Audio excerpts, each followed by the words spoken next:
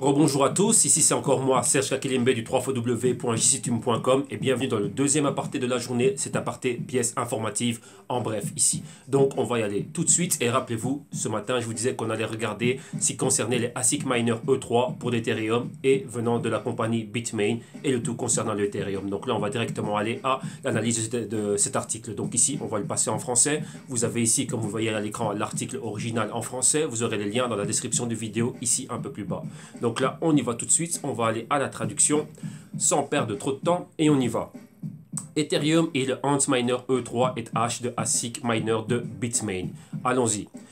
Le numéro 1 mondial des dispositifs miniers Bitmain a lancé le très attendu Ethereum Antminer E3 le lundi 2 avril 2018. Il y avait plusieurs rumeurs, des fuites concernant le lancement prochain de Bitmain Antminer E3 et H ASIC Miner depuis février. Quand un site d'information technologique basé en Chine, donc le technews.cn, a publié des détails sur le matériel attendu. Les rumeurs se sont renforcées lorsqu'une société de recherche de Wall Street, Susquehanna, a réduit les objectifs de prix pour les principaux fabricants internationaux de chipmakers, donc principalement Nvidia et AMD. Rappelez-vous, c'est très important. Nvidia et AMD, eux, ils font des GPU. Et ces deux compagnies-là, principalement Nvidia, dans le Global Crypto Research, on va revenir sur une recherche approfondie des fondamentaux et sur les revenus que Nvidia a fait dans ce secteur-là au niveau, enfin, dans ce produit, donc le produit des GPU. Donc on va regarder GPU de Nvidia et en même temps on va regarder aussi la compagnie Bitmain. Rappelez-vous, Bitmain c'est un pool minier et c'est cette compagnie aussi chinoise, je pense qu'elle est basée à Hong Kong, hein, qui font des, comment dirais-je, qui font les ASIC miners. Ok, donc là on y va. Affirmant qu'ils avaient confirmé que Bitmain avait démarré la production de leur Ethereum ASIC miners. Allons regarder maintenant un peu les caractéristiques et spécialités.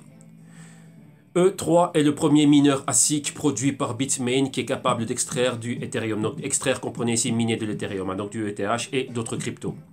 Il utilise l'algorithme ETH Dagger Hashimoto et fournit un hachage de 180 MHz à une consommation de 800 watts.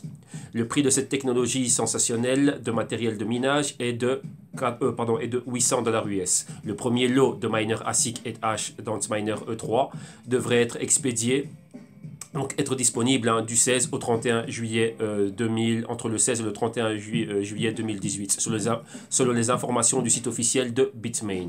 Continuons. Il y a une limite d'achat pour assurer plus d'acheteurs dans le monde entier. Donc qu'est-ce que ça veut dire ici? C'est que principalement, ils vont limiter ça à 5 dispositifs miniers par utilisateur.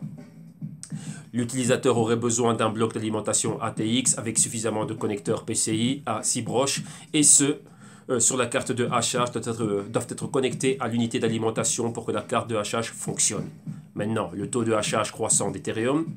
Selon la tendance haussière et l'augmentation spectaculaire des taux de hachage d'Ethereum au cours des derniers mois, il est évident que Bitmain a déjà commencé à utiliser ces dispositifs.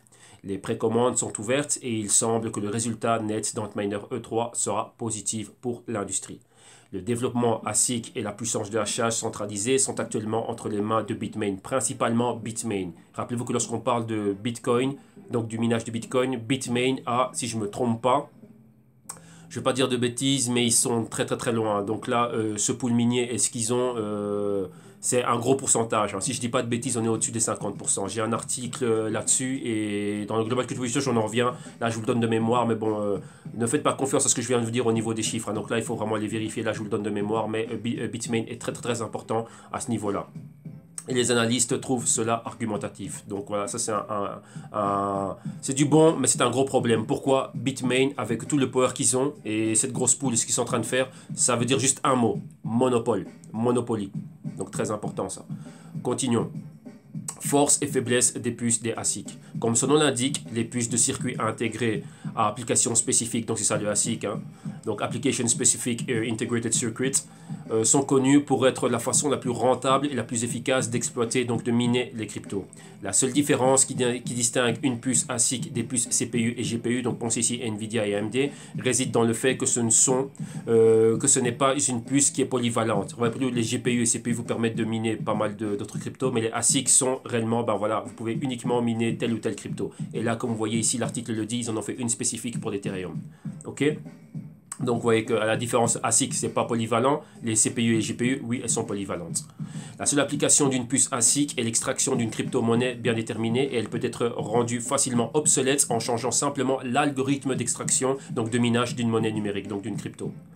Position de l'Ethereum pour les mineurs ASIC. Pendant longtemps, ETH était resté résistant au ASIC pour permettre l'extraction, donc le minage d'Ethereum et d'autres cryptos en utilisant les puces GPU que l'on trouve généralement dans les ordinateurs de jeu, donc dans les gaming computers. Principalement les GPU de AMD et de Nvidia sont pensés pour ça, pour les gamers, pour le gaming.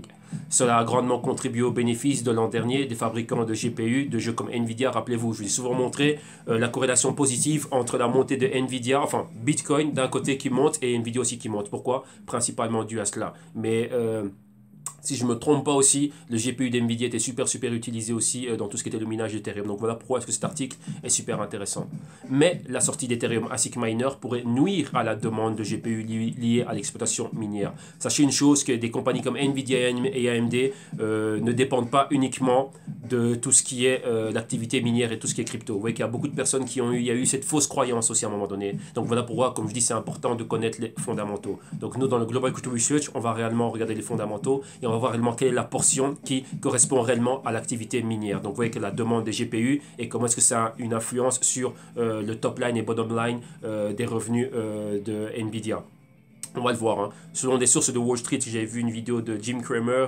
Il en parlait parce que lui, il adore la compagnie Nvidia. Il a interviewé le CEO. Et si je dis pas de bêtises, l'activité crypto, c'est 5% de leurs revenus. Donc vous voyez que c'est pas énorme. Donc vous voyez que voilà, ils font bien plus d'autres choses. C'est une compagnie super intéressante, surtout au niveau de l'intelligence artificielle. Continuons. Jusqu'à présent, la version Antminer E3 intensifiait les appels à l'exécution d'une fourche Ethereum, donc d'un hard fork, enfin d'un fork tout simplement ici, hein, qui est similaire au chemin emprunté par Monero. Vous voyez que Monero avait le même problème. Monero pouvait être miné facilement à partir d'un CPU, donc du cloud, de tout ce que vous voulez. Avec un ordinateur comme celui-ci, on pouvait le miner, même à travers des tablettes. Rappelez-vous les hacks qu'il y avait, enfin pas les hacks, les intrusions qu'il y avait et qu'on pouvait miner Monero à travers n'importe quel dispositif. Donc là, vous voyez que c'est très facile de le faire. Bon, ce qui prétendait modifier constamment son algorithme d'extraction pour le rendre résistant au ASIC. Il convient de noter qu'il y a quelques autres sociétés qui développent actuellement des mineurs ASIC, donc Application Specific Integrated Circuits, donc des ASIC ETH, dont il est possible de voir plus d'annonces avec des mineurs de seconde génération avec des caractéristiques similaires et un récapitulatif de ce qui s'est passé récemment. Et donc là, c'est quoi? Le ASIC Kryptonite. Influence sur Ethereum. On ignore encore quelles mesures l'écosystème d'Ethereum prévoit de prendre pour bloquer ou non l'utilisation de l'ASIC à venir par le biais de changements de protocole. Il y a des rumeurs d'une proposition d'amélioration dans l'Ethereum envisagée actuellement qui pourrait rendre les mineurs ASIC Ethereum complètement incompatibles avec l'algorithme de minage ETH Proof of Work d'Ethereum. Le 28 mars, un développeur d'Ethereum a proposé un sondage suggérant la fourche dure, donc un hard fork d'Ethereum. Ethereum, c'était quoi? Oui, c'était le Ethereum Improvement Proposal, sur lequel la plupart des personnes interrogées se sont mises d'accord pour une exécution d'une fourche, donc d'un hard fork de l'Ethereum. Mais tout ça, c'est quoi? Pour éviter que cette compagnie ASIC, donc Bitmain, ait le monopole. Donc là, c'est très important. Vous voyez qu'il y a une guerre qui est en train de se passer là. Donc là, c'est quelque chose de pas très cool, mais on va suivre ça parce que c'est super intéressant. Mais il est trop tôt pour savoir si Ethereum choisira de suivre le chemin de Monero, c'est-à-dire quoi? Un hard fork, ou de Siakon qui a annoncé en janvier dernier d'invalider les mineurs A3. Vous voyez, tout ça, c'est pourquoi? Empêcher le monopole. Tout simplement, c'est ça. La compagnie Bitmain, elle-même, elle fabrique ces dispositifs, mais elle-même, elle mine. Rappelez-vous, c'est un pool minier. Donc, ils ont énormément de hash power, donc on va pouvoir miner exactement, enfin pas exactement, mais énormément de choses. Rappelez-vous que les mineurs sont là pour valider les transactions et ainsi de suite. Donc imaginez-vous si une compagnie comme ça a tout le monopole. Donc qu'est-ce que ça veut dire? Voilà, ce que je viens de dire, c'est le monopole. Donc ça fait quoi? Ça peut en faire une entité qui est centralisée. Pourquoi? Une chose que nous on fait, c'est quoi? Regardez qui est derrière Bitmain, quels sont les principaux investisseurs dans Bitmain. Et donc là vous allez voir, donc comme on dit, follow the money, en suivant l'argent, vous allez voir réellement qui est derrière Bitmain, ainsi de suite. Donc ça fait quoi? C'est un proxy pour la centralisation. Comprenez ça comme ça. Enfin, du moins, c'est ce que moi je comprends. Donc là, vous allez avoir l'article ici, l'original là. Vous allez pouvoir faire vous-même vos propres investigations, vos propres recherches. Et voilà, laissez-moi, enfin, faites-moi savoir ce que vous en pensez. Ok? Donc voilà. Là, c'est tout. Ici, pour cet article. Donc là, c'était l'article qu'on avait vu ce matin lors de l'émission de ce matin. Et comme j'ai dit, ben voilà, on allait revenir sur cette émission ici afin de voir réellement, ben, d'aller un peu plus loin là-dedans. Donc vous voyez qu'il s'en passe des choses, il y a pas mal de choses qui se passent. Ça, c'est très important. Vous voyez que pour le moment, tout le monde a les yeux rivés vers tout ce qui est crypto, les prix des cryptos et ainsi de suite. Mais ça, c'est quelque chose qui est très, très, très important. Pourquoi? Ben là, c'est le monopole. Ça peut faire, comme je dis, hein, entre parenthèses, une centralisation masquée. Moi, je vois ça comme ça en tout cas. Ok? Donc voilà, on s'arrête ici. On va se retrouver demain mardi pour un autre crypto trading. Donc une excellente journée et à demain. Bye bye.